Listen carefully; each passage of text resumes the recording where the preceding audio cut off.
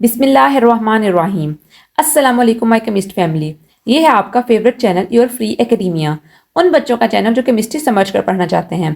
रट्टे वालों के लिए है कोई और चैनल। सब बोलें 10 time my passion my chemistry. Now study time starts. Okay बच्चों, कल के लेक्चर में हमने स्टडी किया था टेस्टोस्टेरोन 7.4। आज हम सॉल्व करेंगे टेस्टोस्टेरोन 7.5। ये बहुत छोटी सी है लेकिन हम इंशाल्लाह इसको समझ कर सॉल्व करेंगे। तो लेक्चर स्टार्ट करने से पहले मैं आप सबसे रिक्वेस्ट करती हूँ कि वीडियो को लाइक करो, एक अच्छा सा कमेंट करो, चैनल को लाजमी सब्सक्राइब करो और बेल आइकन को भी प्रेस करो ताकि नई आने वाली वीडियो अब तक फौरन पहुंच जाए।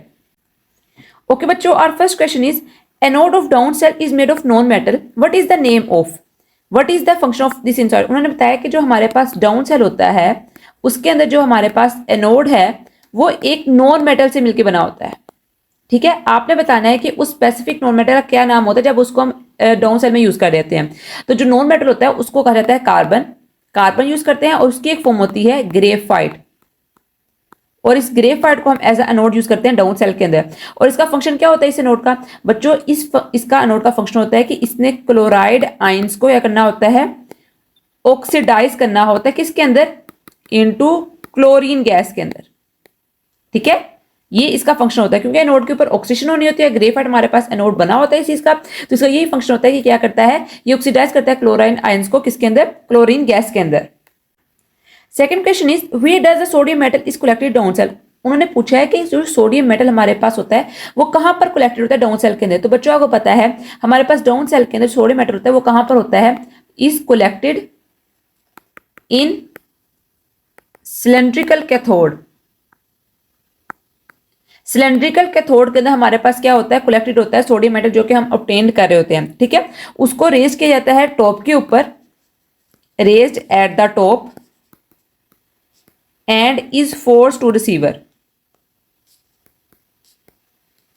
To receiver. अब देखो ये हमारे पास सिलेंड्रिकल किस्म का कैथोड है, तो सारी बात है जब यहाँ पर हमारे पास सोडियम हाइड्रोक्साइड, हमारे पास सोडियम मेटल हमारे पास यहाँ पर जमा हो रहा है, तो ये कहता है कि इसको रेज किया जाता है बाय अप्लाइंग प्रेशर, या किसी भी तरह वो रेज करते हैं इसको अपर लेवल के ऊपर, ताकि हमारे पास आसानी से हम यहाँ पर जो सोडियम हमारे पास मेटल आया उसको एक्सट्रैक्ट कर सकें, उसको बाहर निकाल सकें।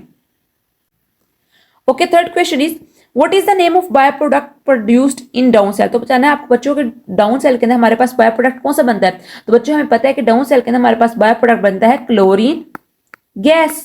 ये हमारे पास बायो प्रोडक्ट है जो कि हमारे पास बनती है किसके अंदर, डाउन सेल के अंदर। Are anode of down cell and Nelson cell made of the same element, if yes what it's name. तो उन्होंने पूछा है कि एनोड जो हमारे पास होता है किसका, डाउन सेल का या फिर नेल्सन सेल का, वो क्या एक सेम एलिमेंट से बना होता है। बच्चों हमें पता है कि एक सेम नॉन मेटल होता है, क्या नाम है उसका, उसका नाम है ग्रेफाइट। ठीक है, इससे बना होता है, बेशक वो डाउन सेल का हो या फिर हमारे पास नेल्सन सेल का हो, तो वो कार्बन की एक फॉर्म होती है जिसको कहते हैं ग्रेफाइट, उससे मिलकर बना होता है। ओके बच्चों, next question is what is the shape of cathode in Nelson cell, why it is perforated. वो कहते हैं जो हमारे पास कैथोड होता है किसके अंदर, नेल्सन सेल के अंदर, वो किस शेप का होता है। तो हमें पता है कि जो हमारे पास शेप होती है कैथोड की नेल्सन सेल के अंदर वो यू शेप होती है। ठीक है, और उन्होंने कहा इसको आप परफोरेटेड क्यों रखते हो। तो बच्चों इसको परफोरेट क्यों किया जाता है, बेसिकली इसको परफोरेट करने के दो वजह होती हैं, ताकि हमारे पास जो हमारे पास ऊपर सोडियम हाइड्रोक्साइड बना है, ठीक है, सोडियम हाइड्रोक्साइड हमारे पास बना है ऊपर, उसको हम कहाँ कर सकें, वो नीचे कैच बेसन के अंदर उसको कैच कर सकें। अगर ये परफोरेटेड नहीं होगा, यहाँ पर सुराख नहीं होंगे, तो क्या होगा, ये परफोरेट नहीं कर पाएगा। हमारे पास सोडियम हाइड्रोक्साइड ऊपर ही रह जाएगा, जो भी बन रहा होगा सब कुछ रिएक्शन मिक्सचर एक जगह पर होंगे। अब यहाँ पर क्या होता है, इसको परफोरेट इसलिए किया जाता है ताकि हमारे पास जो सोडियम हाइड्रोक्साइड बन रहा है अपनी डेंसिटी की वजह से वो क्या करे, इस कैच बेसन के अंदर गिर जाए, और ताकि हम उसको इजीली हमारे पास सोडियम हाइड्रोक्साइड को बाहर निकाल सकें। ओके बच्चों, और last question is which ions are discharged at cathode in Nelson cell and what is produced at cathode।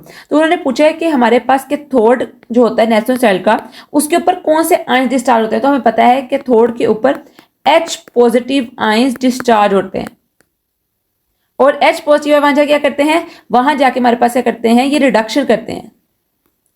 Reduction करते हैं तो इन रिटर्न हमारे पास हाइड्रोजन गैस जो होती है वो हमारे पास प्रोड्यूस होती है, किसके ऊपर, कैथोड के ऊपर। ये प्रोडक्ट हमारे पास वहां पर बनता है, हाइड्रोजन आयन डिस्चार्ज होते हैं, और प्रोडक्ट जो बनता है हमारे पास कैथोड के ऊपर वो हाइड्रोजन गैस होती है। ओके बच्चों, आज के इतना ही। टेस्टोस्टेरोन 7.5 बहुत छोटी थी तो मैंने आपको कंप्लीट करवा दी है। कल 7.6 सॉल्व करेंगे, उसके साथ 7.7 भी सॉल्व करेंगे, वो ऑलरेडी बहुत छोटी है, उसके अंदर सिर्फ 4 क्वेश्चन हैं। तो बच्चों कल मिलते हैं एक नई लेक्चर वीडियो के साथ, तब तक के लिए फी अमानिल्लाह।